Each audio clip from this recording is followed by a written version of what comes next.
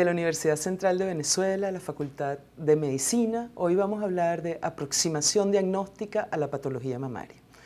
La meta fundamental cuando evaluamos a nuestras pacientes femeninas generalmente en nuestra consulta es prevenir la posibilidad de un cáncer de mama, diagnosticarlo a tiempo, determinar cuáles son los factores de riesgo de esa paciente, aliviar los síntomas si ella asiste a la consulta con alguna signosintomatología, disminuir la ansiedad. Es fundamental, todas nuestras pacientes llegan a la consulta ansiosas, aunque tengan solamente dolor mamario y sea algo benigno. Identificar patologías benignas y hacer diagnóstico diferencial entre patología benigna y cáncer de mama. La mastología es una rama de la medicina que se dedica al estudio de la mama normal y patológica y lo hace siempre con un enfoque multidisciplinario e integrador.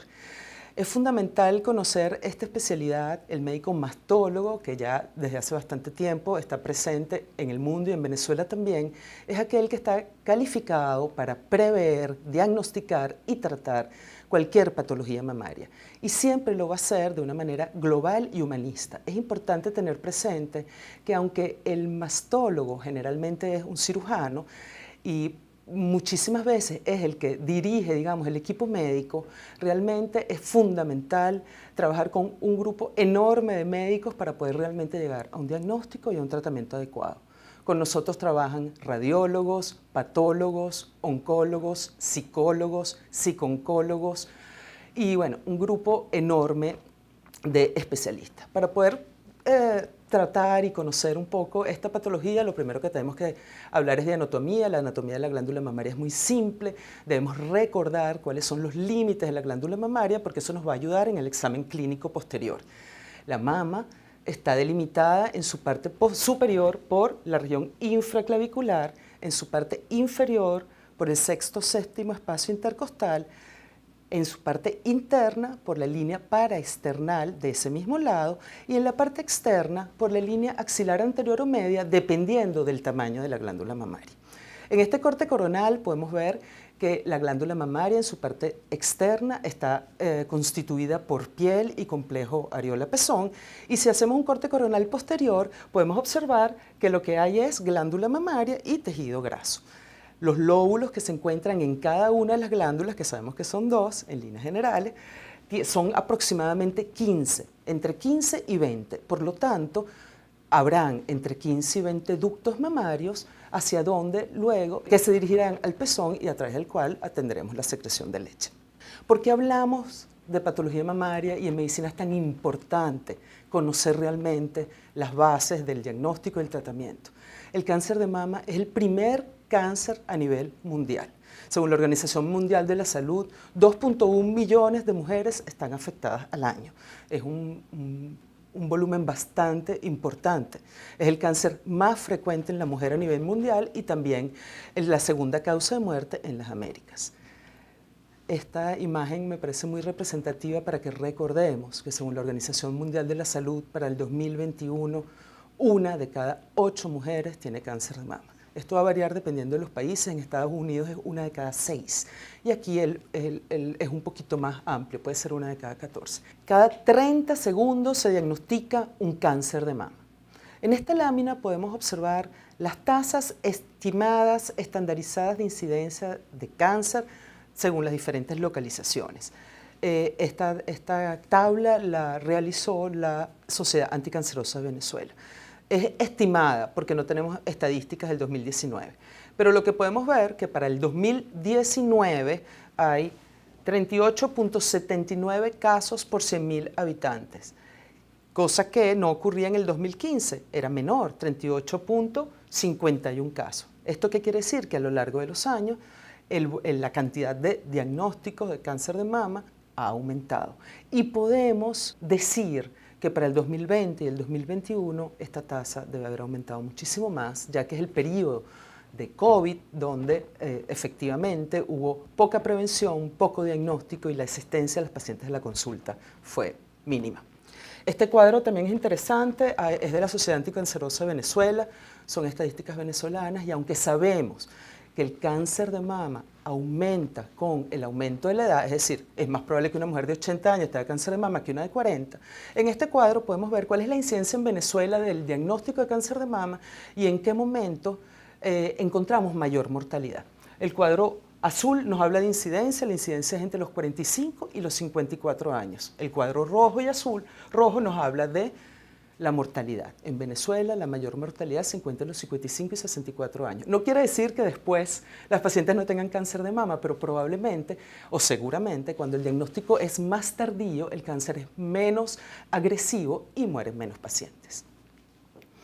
Tenemos que recordar, he hablado de cáncer, porque obviamente es fundamental hablar de cáncer, pero tenemos que recordar que las pacientes, en el 80% de las pacientes que asisten a la consulta tienen patología benigna. Es decir, nosotros hacemos una consulta mastológica no solamente para diagnosticar obviamente cáncer de mama, pero también para aliviar y tratar de solucionar los síntomas de pacientes que tienen patología benigna. Que de 100 que asisten a la consulta con signos de sintomatología, 80 tienen patología benigna. Y para hacer el diagnóstico adecuado de nuestras pacientes, esto lo tenemos que tener siempre presente, el triple test mastológico.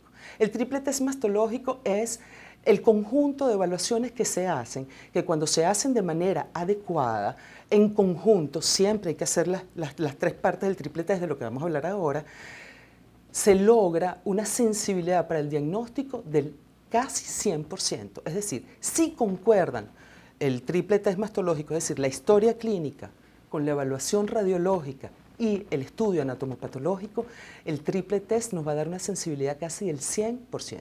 Esto es maravilloso. Recordemos, es muy importante tener presente cuál es un poco la frecuencia, les hablé de patología benigna y maligna, pero bueno, aquí hay un cuadrito que me gusta mucho porque nos orienta un poquito con respecto a la edad, qué es lo que pasa con la patología mamaria.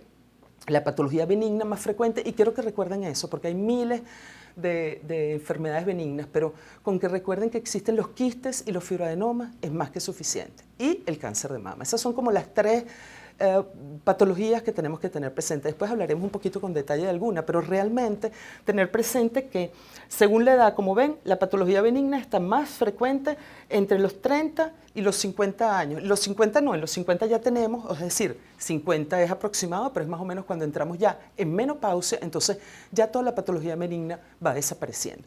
Y de la patología benigna les hablé de fibroadenoma, es más frecuente entre los 15 y los 25 años, y los quistes en cambio empiezan a aparecer cuando tenemos más alteraciones a nivel ovárico, el ovario empieza a funcionar un poco menos bien y entonces el pico de aparición de quistes es entre los 40 y los 50 años.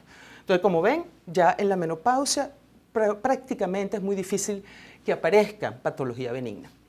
El cáncer de mama, en cambio, claro que tenemos algún diagnóstico de cáncer de mama en mujeres muy jóvenes, pero realmente el pico va ascendiendo a partir de los 40 años hasta que entre los 50 y los 60 tenemos diagnósticos importantes, pero recordar siempre que con la edad hay mayor riesgo de tener cáncer de mama.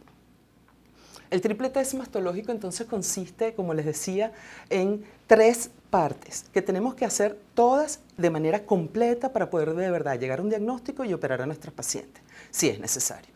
La primera parte del test mastológico, esta es la historia clínica que utilizamos aquí en la Universidad Central, en el Hospital Universitario. Hicimos como un resumen de las cosas que consideramos que son más importantes. Lógicamente ustedes tienen que evaluar a sus pacientes de manera completa, pero esto es una historia especializada dirigida solo a mama. ¿Okay? Entonces, además de todas las demás cosas que ustedes preguntan, fundamental, edad de la paciente y sexo. El sexo y la edad son factores de riesgo independientes, es decir, el ser mujer y el tener cada vez más edad ya es un riesgo para cáncer de mama. Pero tenemos otros factores de riesgo que tienen que ver con la posibilidad de tener cáncer de mama y por eso nosotros cuando hablamos de los antecedentes de la paciente hacemos énfasis en los antecedentes obstétricos, en los antecedentes quirúrgicos y en los antecedentes familiares, porque es lo que está más relacionado con el riesgo de cáncer de mama. ¿Y por qué los antecedentes obstétricos? Porque sabemos que a mayor exposición de estrógenos endógenos hay mayor posibilidad de que se presenten agentes mutagénicos y citotóxicos que actúen sobre la mama inmadura. Este punto voy a hacer un paréntesis aquí porque quiero que sepan que la glándula mamaria es la única glándula o el único órgano que no está maduro, sino solamente madura al final del embarazo y cuando empieza la lactancia. Por eso es que las mujeres que nunca han tenido hijos tendrán siempre una mama inmadura. Y la mama inmadura tiene más tendencia a recibir el efecto de los agentes mutagénicos de los estrógenos endógenos. Entonces, por eso preguntamos por cuánto tiempo la paciente está expuesta a esos estrógenos y qué es lo que pasa durante todos los antecedentes ginecobstétricos. También preguntamos si la paciente tuvo biopsia previa, si tiene antecedentes de cáncer de mama ovario y los antecedentes familiares que son importantes para cáncer de mama, ovario y también próstata y colon. Este cuadro, ya cuando lo verán con calma, es un cuadro que cuando uno lo ve un poco se asusta, pero realmente lo que les quiero enseñar aquí es el riesgo relativo de cada uno de los factores de riesgo. Es decir, hay factores de riesgo independientes como la del sexo que te llevan a poder tener cáncer de mama y hay otros factores de riesgo que tienen un riesgo mucho menor. Aquí tienen todos los valores de riesgo, del riesgo leve, moderado y alto, y en esta tabla van a ver según el factor de riesgo cuál es el riesgo de cada uno de ellos. La lactancia, hasta hace un tiempo, cuando se daban las clases hace como 15 años, no se tenía con tanta claridad, que la lactancia tiene un factor protector doble. Por un lado, permite, ya les dije anteriormente, que la glándula termina de madurar en el momento que entramos en el parto y en la lactancia. Entonces, esa glándula ya está madura, las células epiteliales están listas y por lo tanto, al lactar, hay menos posibilidad que esa glándula mamaria sea afectada por estrógenos endógenos. Y por otro lado, el otro factor protector se debe a que cuando la paciente está lactando, hay más periodos de anovulación y por lo tanto menos efectos de los estrógenos sobre la mama. Entonces el factor protector de la lactancia es doble. Ok, entonces continuando con el triple test mastológico, en la historia clínica, una vez interrogado a nuestra paciente, le vamos a hacer el examen físico. El examen físico es con la paciente sentada inicialmente y luego acostada. Con la paciente sentada vamos a hacer la inspección pasiva, es decir, vamos a observar piel y tejido circundante y complejo areola-pezón. Luego vamos a hacer la inspección activa que consiste en que la paciente coloque los brazos en la cintura, los codos hacia adelante y finalmente eleve los brazos hacia el techo. La finalidad de la inspección activa es identificar algún nódulo o bulto que no podamos ver en la inspección pasiva y sobre todo determinar la presencia de alguna retracción. Con esta movilización el músculo pectoral se moviliza y por lo tanto la fascia del pectoral mayor, a donde está adherido el ligamento de Cooper. Al mover el pectoral, la piel se puede retraer y producir esa retracción que en la mayoría de los casos es patognomónico de cáncer de mama, a menos que la paciente tenga alguna cirugía previa.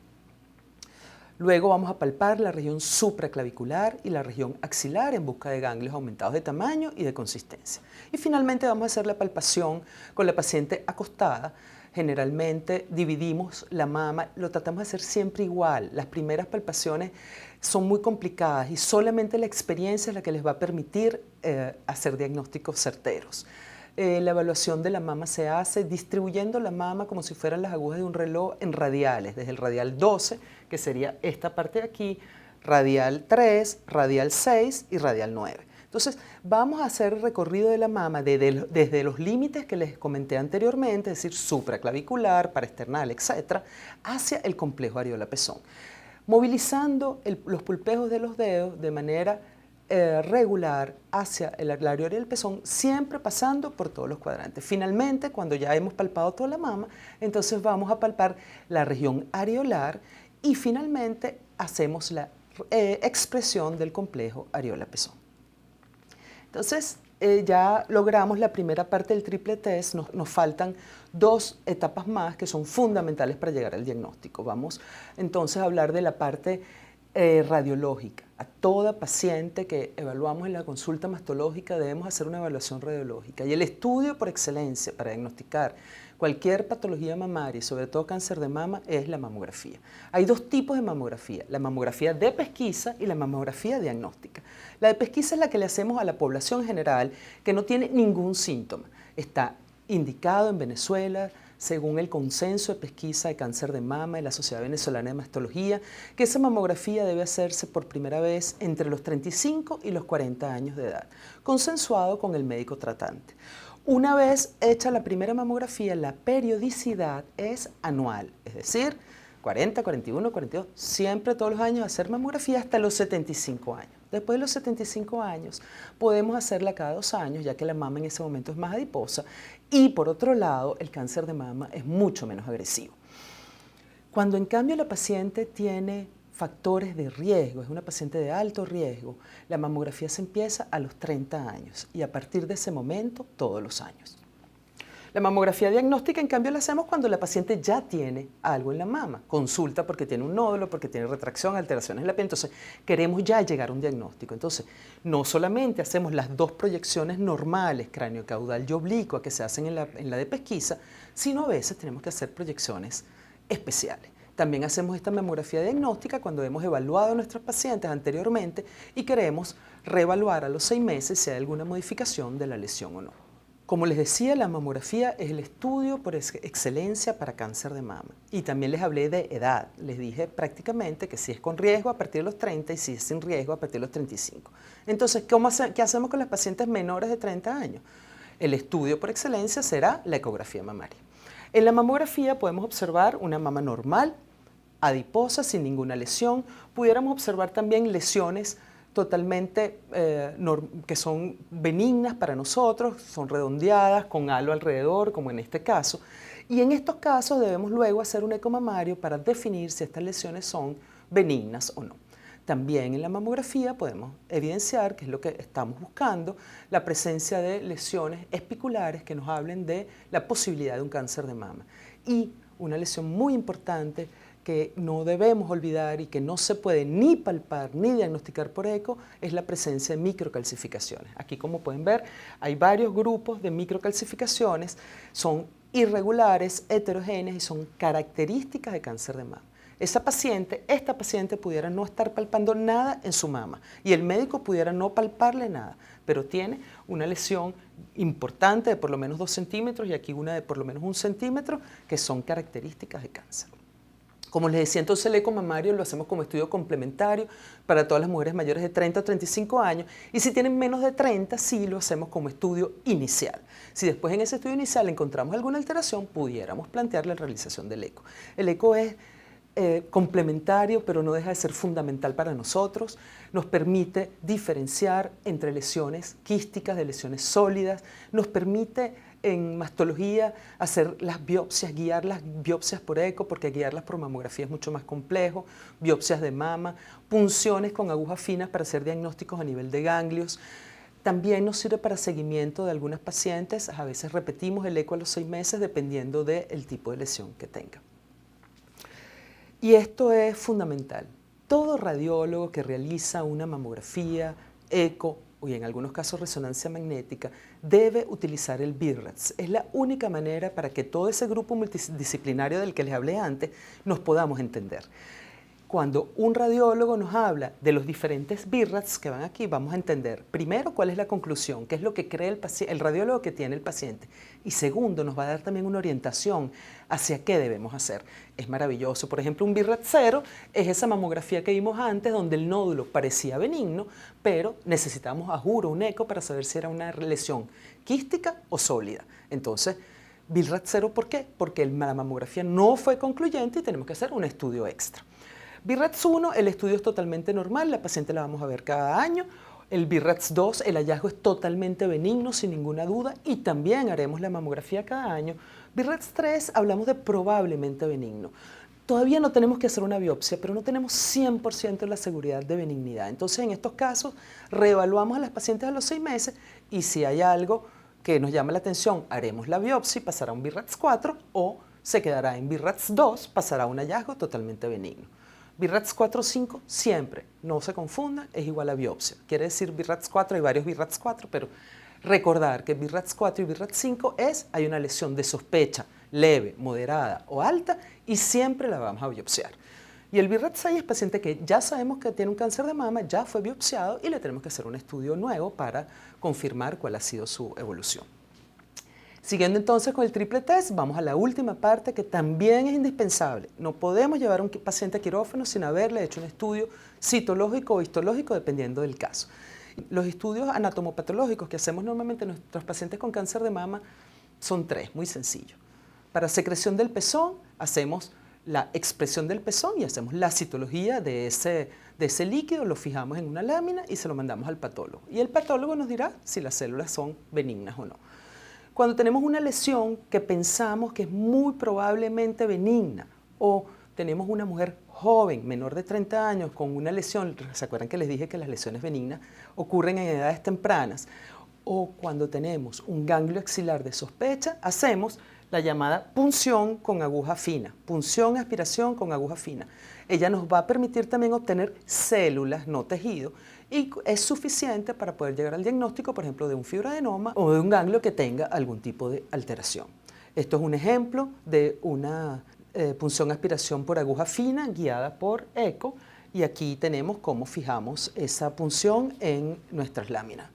Esto es un trucut, llamado trucut o trucat, pero realmente es una biopsia con aguja gruesa. En este caso hay diferentes tipos de pistola, en este caso estamos usando una pistola automática, que es la que más me gusta utilizar, y nos permite obtener fragmentos del tumor.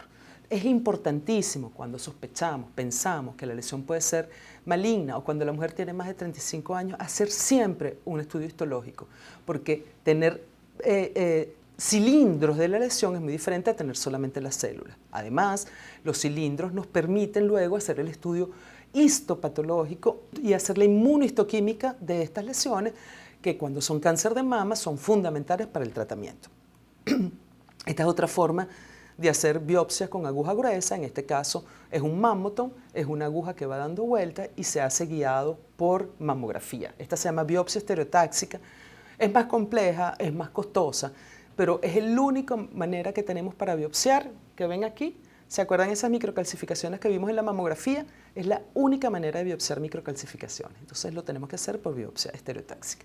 Entonces, una vez completado el triple test, hicimos la historia con el examen clínico, hicimos los estudios radiológicos, hicimos la anatomía patológica, pues nuestro patólogo nos va a dar el diagnóstico de que tenemos enfrente. En el 80% de los casos, como le dije, lo que nos llega es patología benigna. Y vamos a hablar un poquito de cuáles son las lesiones benignas. Aquí también estos cuadros, no quiero que se asusten, quiero que les quede en la cabeza qué es lo más frecuente. ¿Okay? Entonces, de las lesiones benignas, el 70% son no proliferativas y las frecuentes, conocidas, que todos siempre van a oír hablar, son las fibroadenomas y los quistes mamarios. ¿Okay? Recuerden eso nada más. Luego tenemos los cambios proliferativos sin atipias, que el más conocido es el papiloma intraductal, y luego el con atipias, que puede ser la hiperplasia ductal o lobulillar atípica, que bueno, en esos casos sí tenemos que hacer unas evaluaciones mayores. Esta es una imagen de un fibroadenoma gigante que operamos aquí en el hospital universitario, una mujer de 20 años con un fibroadenoma. Esa es mi mano, como verán, el fibroadenoma es más grande que mi mano, pero siempre como mastólogos tenemos que también ser oncoplásticos, es decir, nosotros no podemos a una niña de 20 años retirarle una lesión maligna a través de una incisión del tamaño de esa lesión. En este caso, hicimos una lesión en semiluna periareolar a través de la cual pudimos extraer toda la lesión en su totalidad e hicimos un cierre mínimo solamente alrededor de la areola. Esa es la idea, no es solamente tratar la patología, sino hacerlo con conciencia y de manera adecuada. Hay otras patologías benignas que también quiero que recuerden, y por eso les voy a dejar las imágenes solo de las frecuentes. La telia, la mastia, eso no lo van a ver nunca en la vida. Entonces, recuerden las que les voy a comentar, que esas son las que van a ver en cada consulta con frecuencia. Con respecto a las patologías congénitas, politelia y polimastia. Eso es lo más frecuente. Varios pezones y varias mamas. Las mamas generalmente tienen sus dos mamas en su lugar normal, pero normalmente, sobre todo a nivel axilar, y es frecuentísimo, va a haber la posibilidad de haber una mama. Igual con los pezones. Los pacientes tienen pezones supernumerarios, creen que son, muchísimas veces creen que son lunares y en realidad son pezones que se encuentran a lo largo de toda la línea mamaria. En esta imagen podemos ver polimastia y politelia. Esta paciente en particular fue un caso muy interesante porque raramente tuvo tanto una mama supernumeraria como un complejo areola-pezón supernumerario. Eso es rarísimo. Normalmente tenemos o la mama o el complejo areola-pezón. Aquí, como pueden ver, hay 3 mamas. Aquí hicimos una cirugía estética prácticamente, donde retiramos la tercera mama y hicimos, bueno, varias modificaciones para que la paciente quedara bien. Aquí, en cambio, como pueden ver, la paciente tiene, además de sus 2 mamas, mamas supernumerarias axilares. Y este es el típico pezón supernumerario que se encuentra a lo largo de la línea mamaria. Aquí la paciente a veces sabe que tiene un pezón y sobre todo lo descubre en el momento de la lactancia porque ellos aumentan de volumen, pero a veces creen que lo que tienen es un neus, un lunar. También es importante recordar la hipertrofia, es súper frecuente, y también las asimetrías. Las asimetrías a veces son importantes y las hipertrofias también, lo pueden ver en estas dos imágenes, y también requieren una solución quirúrgica, aunque nada de esto que estamos hablando es maligno. Son todas alteraciones benignas, como les he comentado. Y en los hombres, recordar que la ginecomastia, la presencia de mamas en los hombres, puede estar presente y probablemente es la patología benigna más frecuente en los hombres. Además tenemos las mastitis, los procesos infecciosos de la glándula mamaria. Y hay un cuadro, como ven, larguísimo, pero aprendan que hay mastitis y absceso, eso es todo. Entonces, mastitis es la infección generalizada de la glándula mamaria y el absceso es cuando ya se localiza en una zona de la glándula, tenemos presencia de secreción purulenta y generalmente la resolución es quirúrgica. Por último, tenemos los cánceres de mama. Miren, esa lista también es una lista enorme. No se la aprendan. Apréndanse 2 cánceres que son los que existen. Se recuerdan que yo les comenté en anatomía que la mama tiene ductos y lóbulos. Bueno, los cánceres igual. Carcinoma ductal y carcinoma lobulillar. Puede ser localizado a la mama, es decir, in situ, e infiltrante, es decir, que puede ir más allá de la mama, entonces es el carcinoma ductal infiltrante y lobulillar infiltrante. Aquí tenemos otras imágenes, ya para concluir, de estas pacientes con cáncer de mama. Como recuerdan, les decía que la inspección activa puede hacer evidenciar estas retracciones del pezón. En la primera imagen pueden ver cómo la paciente, al comprimir el pectoral, se evidencia de manera importante la retracción de ese tumor que tiene en cuadrante supraexterno. En la segunda lámina sí es un cáncer mucho más grande, más avanzado, y por lo tanto, sin ni siquiera levantar los brazos, ya es evidente la presencia de la retracción. Para concluir, solamente transmitirle cuáles son las cosas más importantes de esta clase. El triple test mastológico permite la aproximación diagnóstica adecuada de las pacientes con cáncer de mama. La exploración semiológica mamaria debe ser exhaustiva, adecuada, completa. Es necesario en la consulta realizar la estimación de riesgo de nuestras pacientes y el médico debe apoyarse en el uso de estudios de imágenes y en el estudio anatomopatológico. Y con respecto a la última parte de la clase, ¿qué patologías debemos recordar? La mastitis es el proceso inflamatorio más frecuente, el fibroadenoma es la lesión benigna más frecuente, la politelia, la polimastia y la ginecomastia son las lesiones más que deben recordar y desde el punto de vista congénito son las más frecuentes, y el cáncer de mama es el cáncer más frecuente en las mujeres a nivel mundial y en Venezuela.